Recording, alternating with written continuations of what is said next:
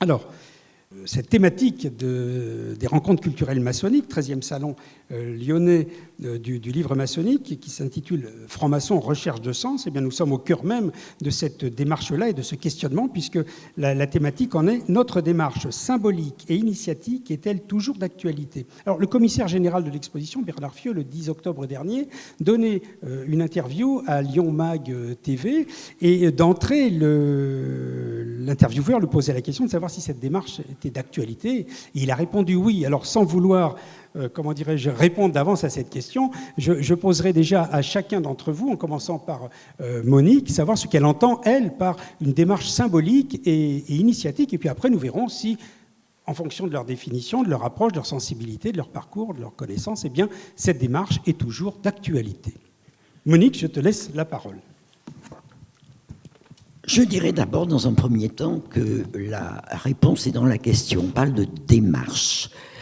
L'initiation, c'est d'abord une mise en mouvement qui va permettre de vivre une expérience de l'intime dans un cadre, en effet, où on nous offre ce que j'appellerais des outils pour nous construire individuellement, mais aussi contribuer à une construction d'une humanité meilleure. Il ne vous aura pas échappé que l'ordre auquel j'appartiens s'appelle le droit humain. Ce titre n'est pas indifférent.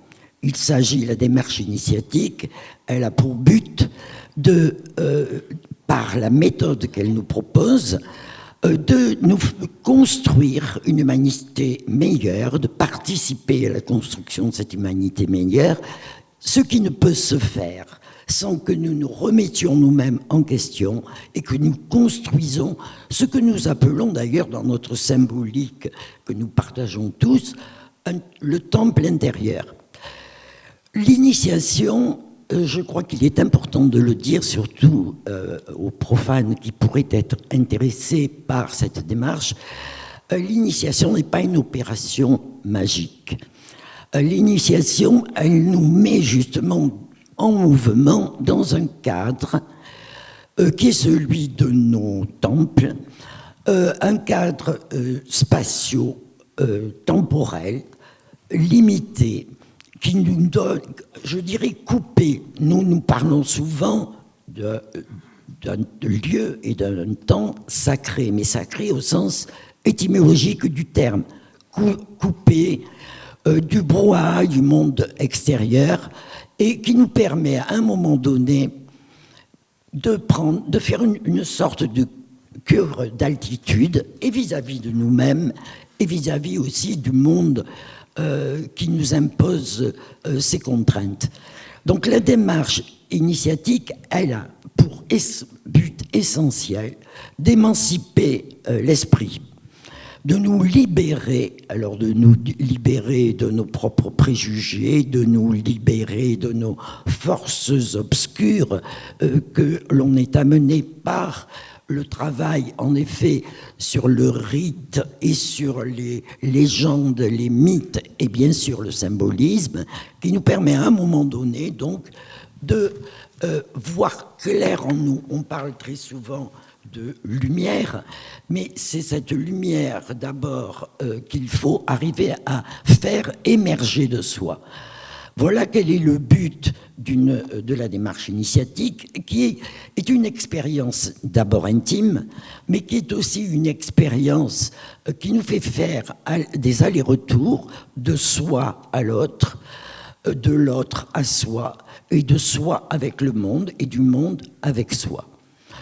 Je pense que pour l'instant, on s'arrête. Merci Monique. Juste dire, tu as employé le mot profane. Alors pour nos amis non-maçons, et là Joël me rejoint sur ce point-là, le terme profane ne doit pas être compris comme péjoratif. C'est du latin profanum, qui veut dire devant le temple, et nous préférons souvent l'expression de non-maçon, et non pas profane, qui pourrait être compris dans un sens péjoratif. Donc il faut savoir que ces rencontres sont bien évidemment ouvertes à nos amis non-maçons pour une découverte de la franc-maçonnerie, et plus loin si tel est leur désir. Alors j'ai oublié de préciser que si vous souhaitez mieux connaître le droit humain tel que l'a dépeint notre sœur Monique, la revue Perspective, qui est la revue de l'obédience, reprend certaines thématiques sur la mixité et la non-mixité. Oui, alors, mais on n'a pas eu l'occasion de faire...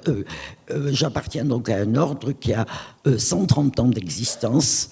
Autant dire que c'est un ordre qui s'inscrit dans l'histoire et qui est fondé sur le principe d'égalité de l'homme et de la femme, mais ce principe d'égalité a permis la création de cet ordre par la rencontre de deux individus majeurs que sont Georges Martin, un frère qui a voulu rendre l'initiation accessible aux femmes, puisque à cette époque-là, c'était un dogme maçonnique que de ne pas recevoir des femmes en franc-maçonnerie.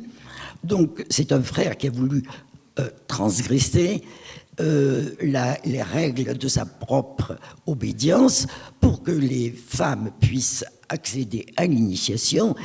Et cette initiation, la première initiée a été une sœur, donc Maria de Rheims, qui est une fondatrice de notre ordre, et qui a voulu non pas créer une obédience monogenre, mais qui a voulu créer une obédience mixte.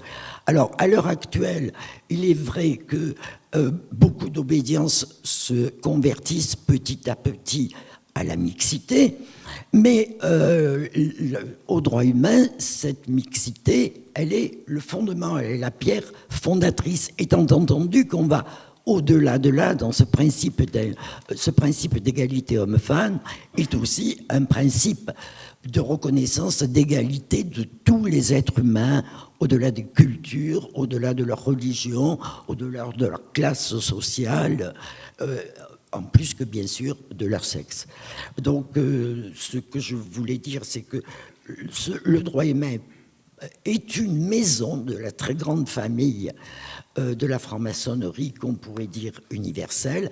On aura l'occasion, je pense, au cours de ces journées, de dire qu'il y a plusieurs franc-maçonneries, mais en fait, ce qui les rassemble toutes, c'est l'humanisme et l'universalisme qui est au fondement de la démarche, et puis ce processus de démarche initiatique par une méthode rigoureuse qui nous permet de progresser et soi-même et de faire progresser aussi l'humanité. Merci Monique, tu as évoqué l'égalité, la transgressivité, peut-être reviendrons-nous sur ces deux notions. Maintenant je vais laisser la parole à Didier Ozil de l'ordre initiatique traditionnel de l'art royal et peut-être plus du rite opératif de Salomon qui est finalement très peu connu par nos amis non-maçons et peut-être aussi maçons. Donc Didier, pour toi, quelle démarche symbolique et initiatique ? Merci de me donner la parole. Je parlerai plus de démarche initiatique qui utilise les symboles. Les symboles sont des outils extrêmement puissants, mais ce ne sont que des outils.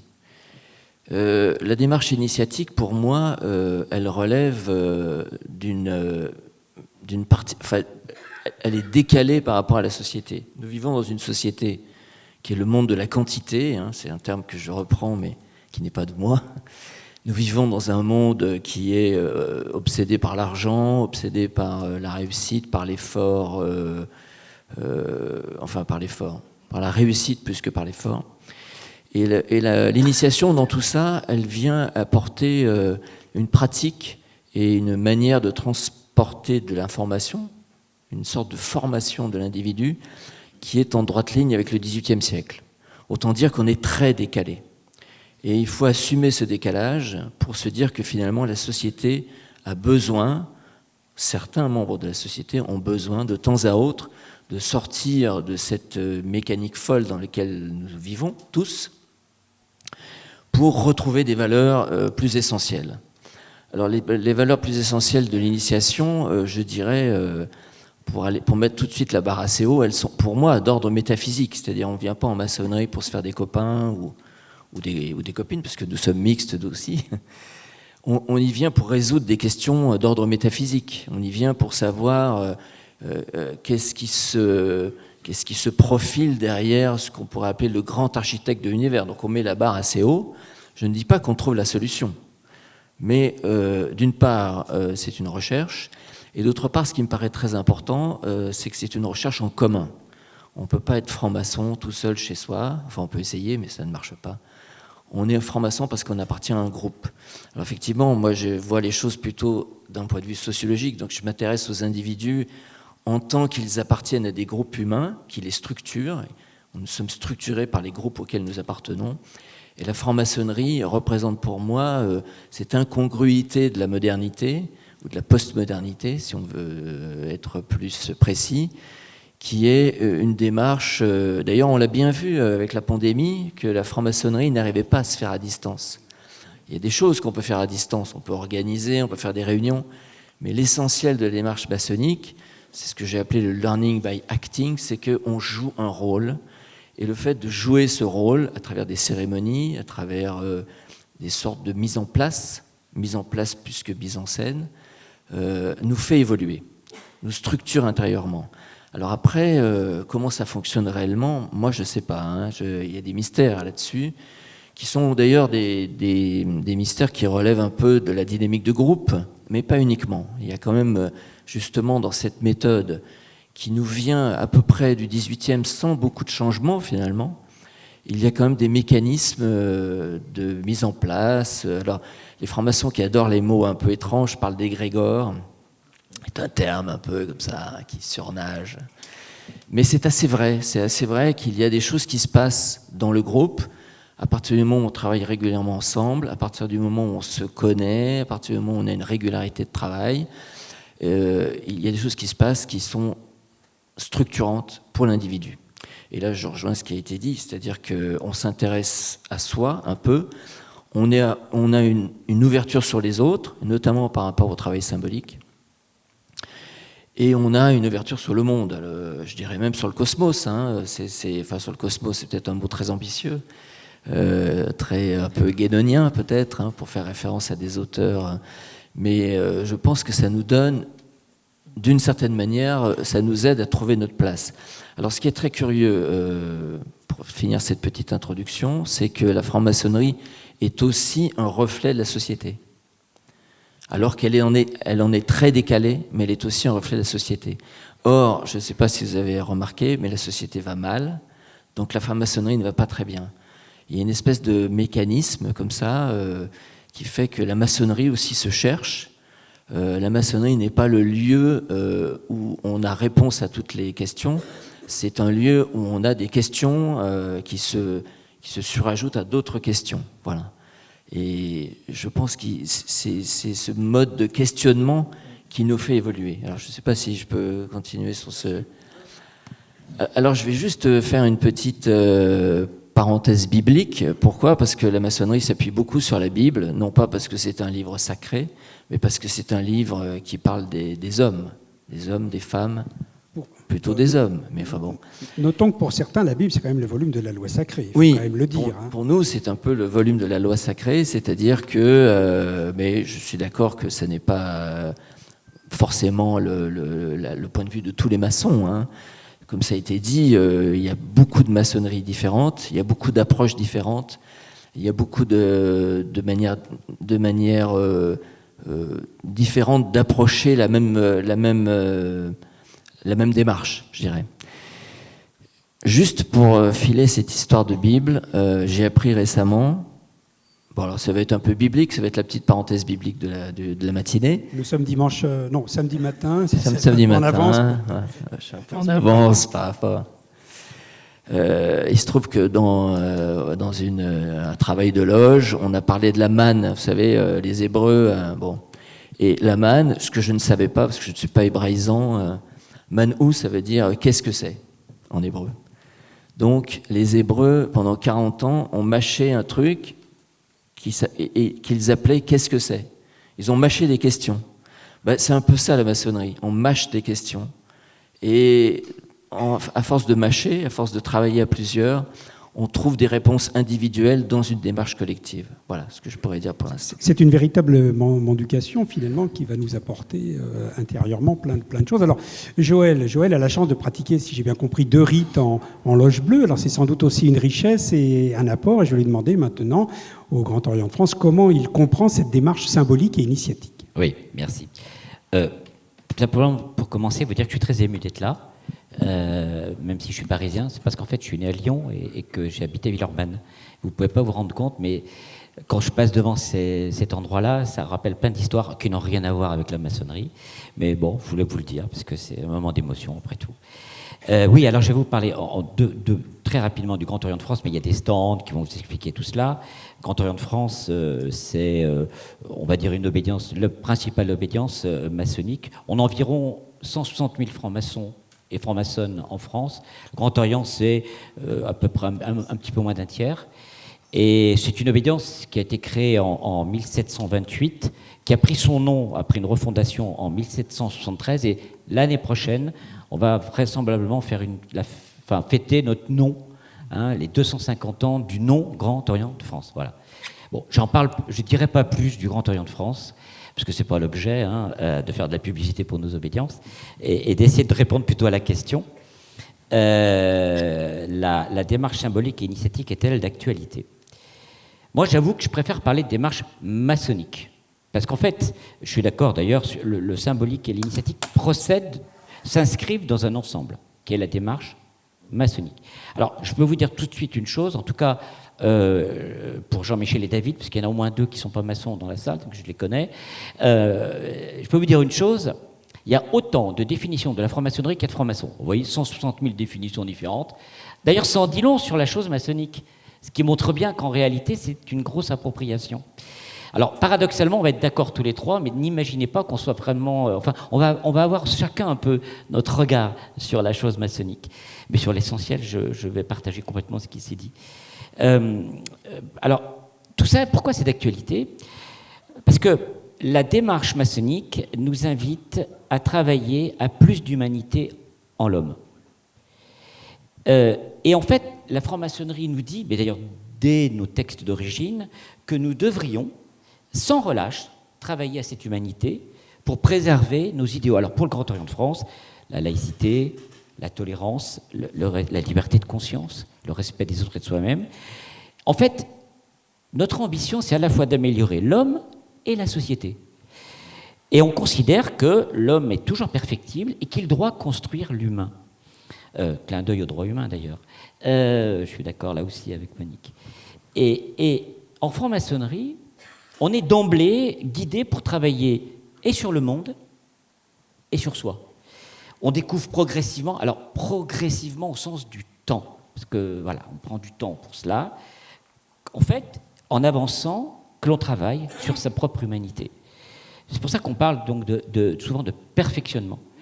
Et c'est donc bien un humanisme. Je rejoins là aussi Monique. Et justement, l'art de maçonner, c'est ce travail en humanité. Donc c'est un art qui se découvre dans une pratique qui s'appelle la pratique maçonnique. Et c'est un art qui se découvre dans une pratique en loge. Là aussi, une loge, c'est 25 à 50 personnes à peu près qui se réunissent. Bon, ça dépend des tailles, c'est très variable, qui se connaissent bien, qui se respectent. Enfin, parfois aussi, on peut s'engueuler, hein, mais qui se respectent. Et l'idée d'une loge, c'est de faire une fraternité de travail pour justement ce travail en humanité. Donc il n'y a pas vraiment de référentiel, de méthode structurée et académique, et c'est délibéré. La liberté de choix, laissée aux uns et aux autres, c'est un article cardinal de notre institution. On ne vise pas une efficacité immédiate, directe, c'est un savoir pratique. En cela, pour moi, c'est un art, comme un artisan fait son art pour façonner quelque chose. Et c'est un art qui est supposé faire de nous des êtres humains plus humains. C'est en cela où d'ailleurs ça ressemble aux sagesses antiques sur bien des sujets. Et quand on étudie, si ça vous arrive, de nos rituels, nos usages, nos statuts, ils révèlent en fait aujourd'hui À quelle humanité travaillent les francs-maçons? Alors, c'est un art qui a beaucoup de facettes. Moi, j'en dirais qu'il y en a 6 majeures. Après, ça peut se discuter. Avec le symbolisme, qui est un outil, je suis d'accord avec notre frère. C'est un art de l'interprétation, avec un travail notamment autour de l'interprétation analogique.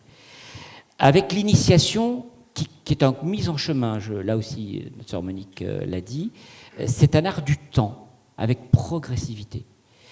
C'est aussi un art de la profondeur, qui nous est amené en fait par le rituel. On n'en a pas parlé, c'est aussi un art de la parole. On expose d'une certaine façon, on prend la parole d'une certaine façon. C'est aussi un art de la nuance, avec ce qu'on appelle le ternaire, la triangulation de la parole. Enfin, si vous voulez, je pourrais en reparler, qui fait qu'on évite la confrontation des contraires. Et enfin, c'est un art de vivre, et non pas d'apprentissage à mourir, c'est un art de vivre pour s'engager dans le monde. Et c'est cette combinaison de ces 3 plus 3 arts, on va dire ça comme ça, qui fait qu'on travaille en humanité et qui, d'après moi, est plus que jamais d'actualité. Ce qui fait que l'initiation, c'est pas seulement je vais être reçu à un moment donné, je vais être reçu franc-maçon.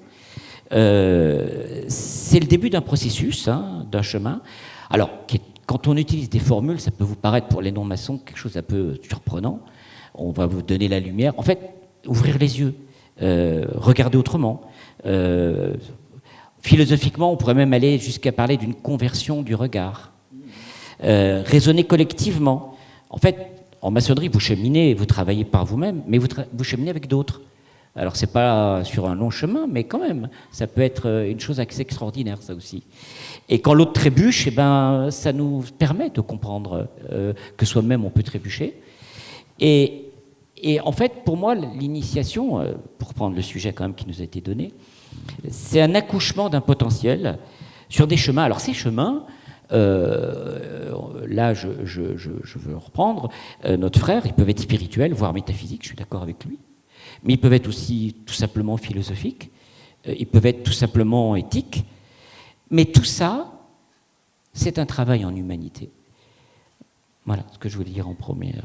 Merci Joël. Donc nous l'avons compris, il ne s'agit pas de la franc-maçonnerie, mais des francs-maçonneries. Alors l'homo maçonicus se doit d'allier tradition et modernité. Alors comment aujourd'hui, dans ce monde dont Didier nous l'a décrit, bouleversant, chamboulé, écrasant, broyant la personne humaine, comment au sein de la loge, qui est une respiration, un moment privilégié, on met, si j'ai bien compris, en marche cette méthode maçonnique dont Monique nous a parlé à l'instant.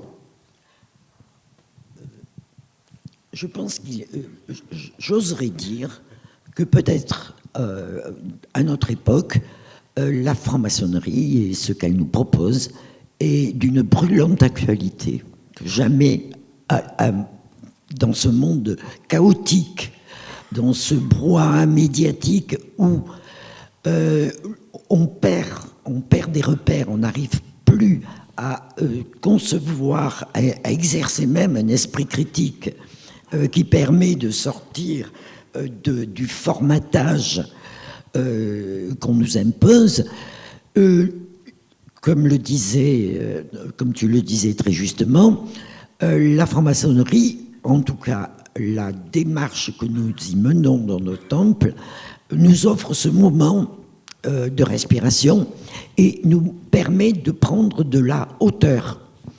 Tout à l'heure, je parlais de véritables... Je le ressens à l'heure actuelle, tout particulièrement.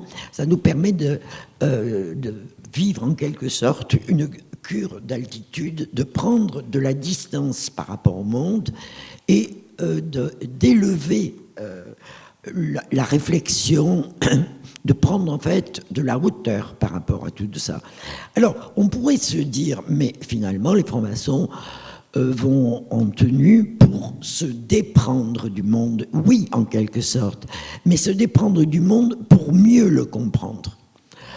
Il y a une volonté, en tout cas, à un moment donné, nous avons une formule que je pense que je ne la trahirai pas. Notre but est de rassembler ce qui était par. Mais il faut d'abord rassembler ce qui était par en nous, qui est morcelé en nous par notre histoire, mais aussi par imprégnation du monde profane tel qu'il exerce ses contraintes sur nous, mais aussi un monde morcelé dans lequel nous avons à essayer de retisser du lien. On dit très souvent, c'est une formule, je dirais éculée, il faut vivre ensemble. Cette formule de vivre ensemble ne me convient pas et ne correspond pas à ce que nous vivons en franc-maçonnerie, qui nous permet justement de sortir du morcellement. C'est de vivre en relation, de vivre en reliance avec l'autre. Alors, comme l'évoquait tout à l'heure notre frère en parlant d'Grégor, bon, qui est une formule dans laquelle on peut mettre un peu tout et n'importe quoi, mais l'important, c'est que ce travail de morcellement, de recoller les morceaux, rassembler ce qui est épars, ne peut se faire en soi que, en effet, dans la reliance à l'autre. Et c'est ainsi qu'on arrive à prendre de la hauteur. Et j'insiste vraiment là-dessus. Je crois que pour beaucoup, en particulier de nos jeunes, qui sont en perte de repères totale dans ce monde, la franc-maçonnerie leur offre ces repères en les laissant très très libres. Et comme cela a été dit, on nous propose des outils de quelque nature qu'ils soient, que ce soit des symboles, les rites ou les légendes, les mythes. Ces outils nous permettent justement à un moment donné de se recadrer, de se recentrer sur l'essentiel, c'est-à-dire sur notre humanité. C'est tout l'objet d'un ordre initiatique dont le Watar porte si bien le nom. Alors, la pratique de l'art royal et au rite opératif de Salomon, peut-être que Didier peut nous en donner quelques mots, mais tu parlais, ma très chère sœur Monique, de repères. Cela se traduit en anglais par landmark, tout simplement, qui est employé en franc-maçonnerie régulière et de tradition. C'est un terme qui est usuel et qui dit bien ce qu'il dit, tout simplement. Alors, rassembler ce qui est épars, c'est finalement se construire, mais Joël l'a dit, sur un temps qui est un temps long, on ne va pas se construire immédiatement et on ne va pas se construire tout seul, c'est avec l'aide des autres, avec la loge, avec ses frères, avec ses sœurs. Alors Didier peut peut-être, je dirais, embrayer sur sa vision et son expérience, puisque c'est un maçon de longue date. Oh, ben, pas tant que ça, quand même. Non, je reviens sur l'histoire de la tradition, parce que nous sommes une société traditionnelle. Mais il faut bien comprendre que la tradition n'est pas une espèce de conservation d'un passé révolu. Il y a un sociologue que j'aime beaucoup, que je lis beaucoup, qui s'appelle Michel Maffezoli, qui parle d'enracinement dynamique. L'enracinement dynamique. Et ça, c'est très important. Ça veut dire que la tradition, elle ne vous sert pas c'est pas un mausolée dans lequel vous entrez avec... C'est quelque chose que vous réanimez. C'est comme un bâton de dynamite que vous réallumez à chaque fois. Alors, c'est vrai que pour nous... donc je ne vais pas parler de Watar, mais Watar, c'est très récent, hein, et c'est très petit par rapport à ces deux grands géants qui m'entourent. Watar va fêter ses 50 ans, donc c'est un ordre initiatique très récent, qui utilise un rite opératif de Salomon, qui est né au Grand Orient de France, mais qui est quasiment utilisé que chez nous, je dirais, et qui a des particularités, c'est-à-dire qu'il favorise beaucoup l'expression orale. Nous essayons de ne pas travailler par écrit. Ça, on ne fait pas des conférences, on essaye de se lever, voilà, comme je suis en train de faire, là, je ne suis pas debout, et on parle, quoi. On essaye sur un sujet donné de s'exprimer, de manière à ce que ce qui sort à ce moment-là soit non pas une pensée que j'ai écrite il y a quelques jours, qui est un peu figée dans l'écrit, mais qui est voilà, ce qui sort et ce qui me vient à l'esprit, après avoir préparé, un peu travaillé quand même, devant mes frères et sœurs, puisque nous sommes une communauté fraternelle. Donc l'enracinement dynamique, je pense que c'est la manière de réactiver une tradition. Et je voulais citer aussi l'autre titre d'un livre, puisque tu as dit, je suis très, très attaché à la pensée d'un frère qui n'est plus parmi nous, qui s'appelait Berezniak, qui était l'un des fondateurs de Watar. Et il a écrit un livre extraordinaire qui s'appelle « Le gai savoir des bâtisseurs ». Alors ça, le titre est superbe. Il s'agit bien du gai savoir, c'est-à-dire que la franc-maçonnerie, c'est pas l'autoflagellation, ça n'est pas la mortification, ça n'est pas la recherche d'une espèce. D'ailleurs, tu l'as dit, ça n'est pas se préparer à mourir, c'est apprendre à vivre. Et le gai savoir, c'est extrêmement important parce que les choses se font dans une dynamique positive. Et ça, je pense que les loges qui s'écarteraient de cette perdraient quelque chose de fondamental qui est l'enthousiasme du chantier. Hein. Nous sommes sur la métaphore d'un chantier de construction qui est censé être celui du Temple de Jérusalem, mais ça peut être n'importe quel chantier. Et nous sommes heureux de construire quelque chose. Alors, si en plus on se construit soi-même, c'est le top. Voilà. Et effectivement, plutôt que de parler de vivre ensemble, je dirais plutôt, pour reprendre un terme, alors il y a reliance, en plus, qui est un terme de Marcel Boldebal, qui est un sociologue qui fait partie du comité de lecture du Maillon, la revue dont je m'occupe actuellement. Mais je parlerai aussi de être avec, c'est-à-dire vraiment remettre sur le devant de la scène la notion d'être. Évidemment, par opposition à celle d'avoir. Être avec, c'est déjà quelque chose de très ambitieux. Ça veut dire que les frères et sœurs de ma loge ne sont pas forcément des gens avec qui j'ai des activités. Non, je travaille avec eux, on se voit régulièrement, mais on ne se voit pas forcément dehors. Et c'est une notion, finalement, la loge, d'un petit laboratoire de relations humaines qui ne fonctionne pas comme fonctionne la société, la famille, les amis. C'est encore autre chose. Et d'ailleurs, on vient en franc-maçonnerie lorsque, souvent d'ailleurs, au mi-temps de la vie, on se dit, bon, ça va, j'ai un métier, j'ai une famille, j'ai des amis, mais peut-être il me manque un petit quelque chose. Peut-être que la vie, ça ne se résume pas à ça. C'est déjà bien d'ailleurs d'avoir réussi tout ça, mais peut-être que j'ai besoin d'une petite organisation collective différente. Et je pense que c'est à partir de là que commence un petit peu la recherche qui peut déboucher sur la franc-maçonnerie, mais qui peut déboucher sur d'autres activités initiatiques. Le fait est, pour répondre d'ailleurs à la question de départ, qu'en Occident, finalement, la franc-maçonnerie occupe une case qu'elle est un peu seule à occuper. Je ne pense pas que ce soit le cas dans d'autres traditions, mais nous, en termes d'initiation, il n'y a pas grand-chose d'autre. Si vous voulez des lieux de recherche et de réflexion sur l'humain, finalement, vous arrivez très très vite à la franc-maçonnerie, à mon avis. Et puis, pour finir, je dirais que ce qui nous permet aussi de travailler à plusieurs, c'est justement la méthode symbolique. Le symbolisme nous renvoie à un mode de pensée que nous avons un peu oublié dans la société d'aujourd'hui, qui est la pensée analogique. Alors, on est très très fort dans la pensée rationnelle, qui est très, très efficace, hein, c'est ce qui permet d'envoyer des fusées dans la Lune et de faire des vaccins et tout ça. Donc, mais il y a un mode de pensée qui était plus ancien, qui existe encore, mais qui est moins bien développé, qui est la pensée analogique, qui permet de passer d'un sujet à un autre, de naviguer dans les symboles, dans les mythes, et qui permet aussi d'avoir une approche plus inductive du réel. Voilà. Et je pense que ce sont ces deux mécanismes-là qui nous aident à travailler dans ce lieu que nous appelons le lieu de méditation. Pour nous, la loge, c'est le lieu de méditation. Donc, effectivement, c'est un peu à part du monde. C'est le petit moment à moi que j'ai 2 fois par mois ou plus, mais qui me permet de déboucher après sur de sortir mieux armé pour appréhender le réel, quoi. Voilà.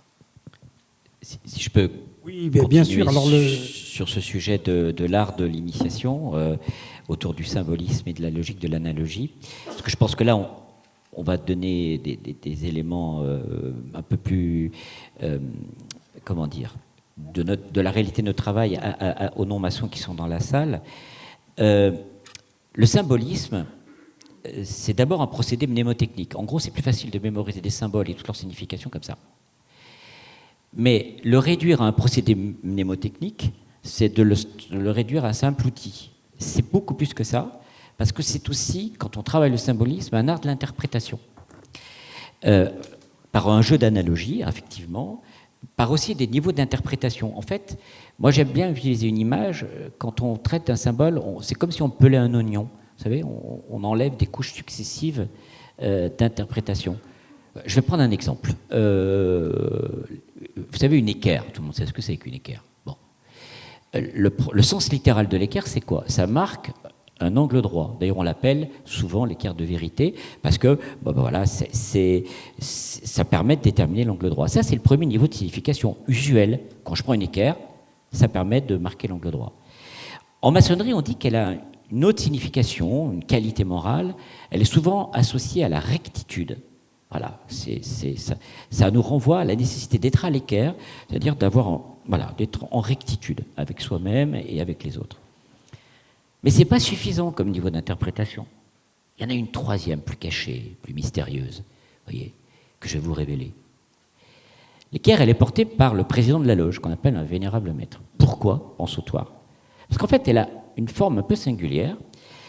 Elle est en fait un clin d'œil, une invitation à ce qu'on appelle la compréhension de la proportion pythagoricienne. Et donc, dans ces cas-là, elle signifie la connaissance. C'est-à-dire, vous voyez, on a pelé l'oignon des significations. Alors, au rite ancien et primitif de Memphis-Mesraïm, c'est encore un peu plus compliqué parce qu'elle est associée à deux autres outils et elle est ce qu'on appelle un joyau de la loge. Mais je ne vais pas rentrer dans ces considérations-là.